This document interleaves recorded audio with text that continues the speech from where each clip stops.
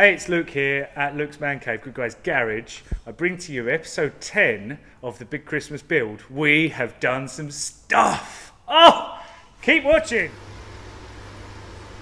Making ready for the Q-Fab kit. Strengthening plates that should stop the chassis from cracking. It just spreads all the load from the rear subframe with all of the extra ponies we've added. Mark it out. Give it a good clean. We've got all the tools out here. Get it as clean as possible. Most of welding is in the preparation.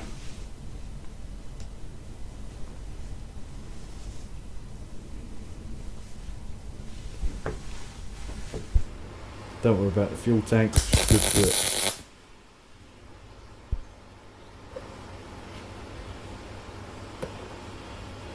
Just a couple of tacks. And a nice bead all the way around. Same again on that side. Loads of air to keep the area kind of cool. Nice kit that, you know. Real nice kit. Fits really well. Good quality steel. Would recommend buying. Once we've done that, we'll give it some zinc primer. Stop the rust coming through. And then the underbody seal. Which is ready for the subframe. Subframe can be a little bit of a pain on your own. It needs to go exactly square. Little tap with a rubber hammer.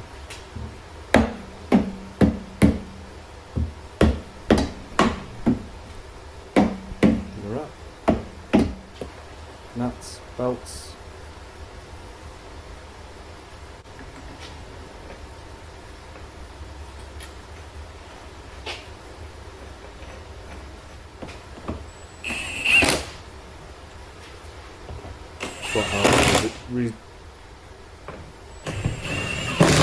Quite hard to not send it.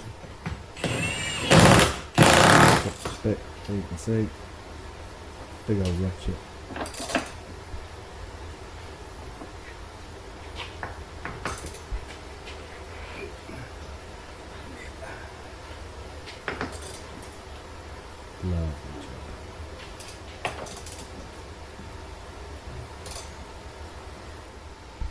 Little wiring repair on the speed sensor that plugs into the diff, you'll see in a minute.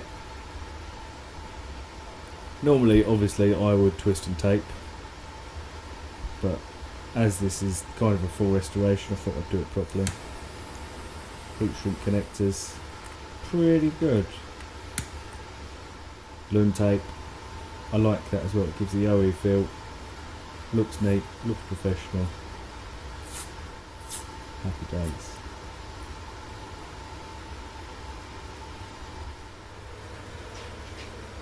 In with the upper and lower arms.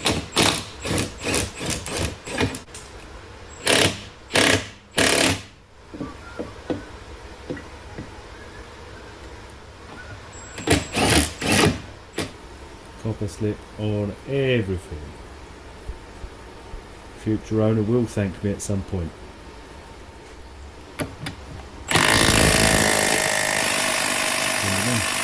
Obviously talked everything up after with a big spanner. Diff goes in. Yeah, that washer we said in the last episode that I'm going to forget. Guess what I forgot?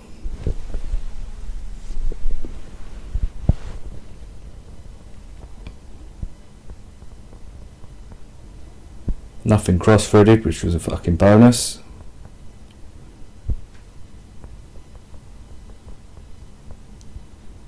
Here we go. Them poly bushes do look nice, don't they? Speed sensor. More copper slip. Rear trailing arms.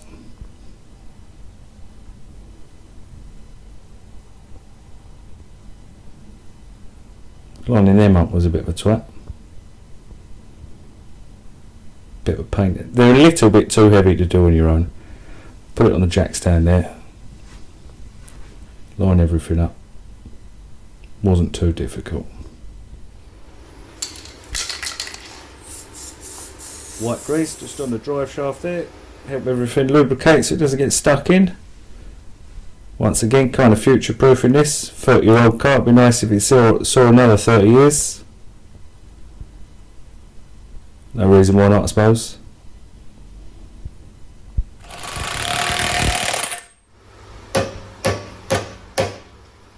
Try and use my hammer at least once a day.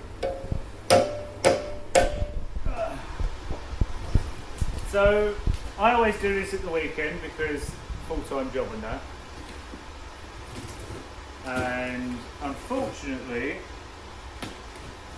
the people at Gas Suspension, namely Byron, don't work the weekends.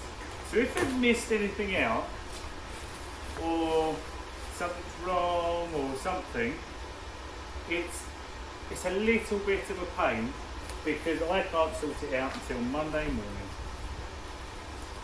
So hopefully It was all there, it was all correct. The only thing that I did fuck the top mount on the rear. Monday morning, guess where I'm going to get a new one? Fortunately, it's only round the corner from me. I can do it on my way to work. So this is the graph for the gas golds.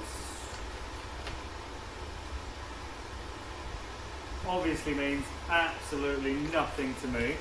I'm hoping that gas shops are currently doing a series of videos that are very well put together.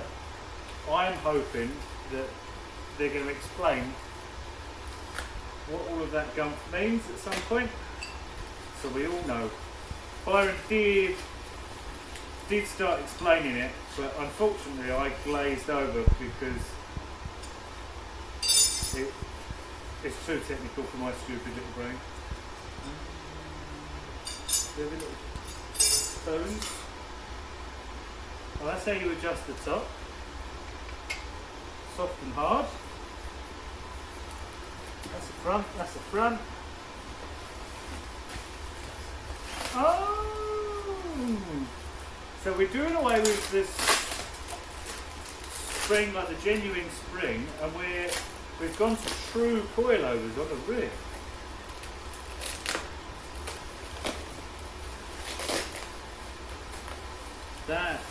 That's outstanding.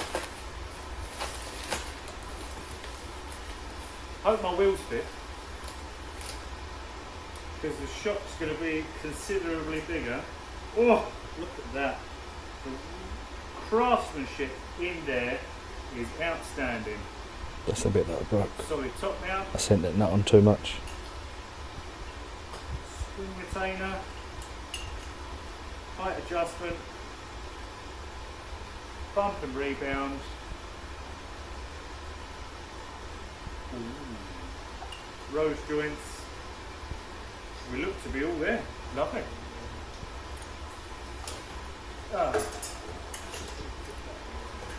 I have shit everywhere.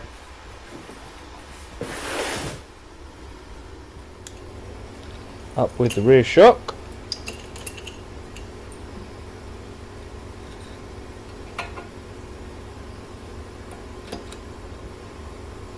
Talk to spec, obviously. Up with the top. That goes into the boot. Hey, so that's the end of Saturday. And we have some things to tick off.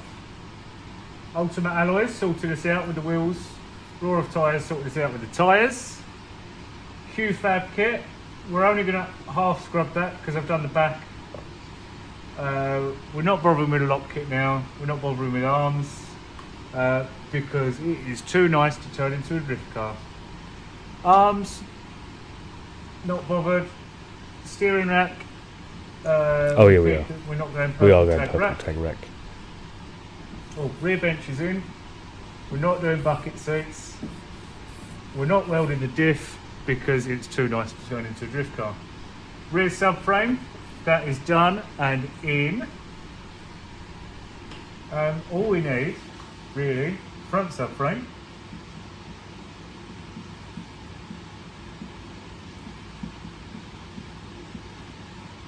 Front brakes.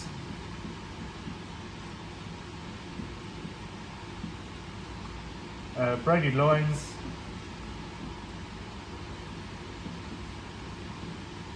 Thanks to OC Motorsport for the braided lines.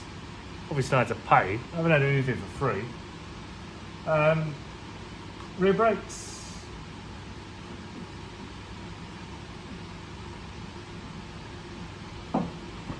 Coilovers are on, rear subframe's on, polybush. Oh, I'm so excited for tomorrow.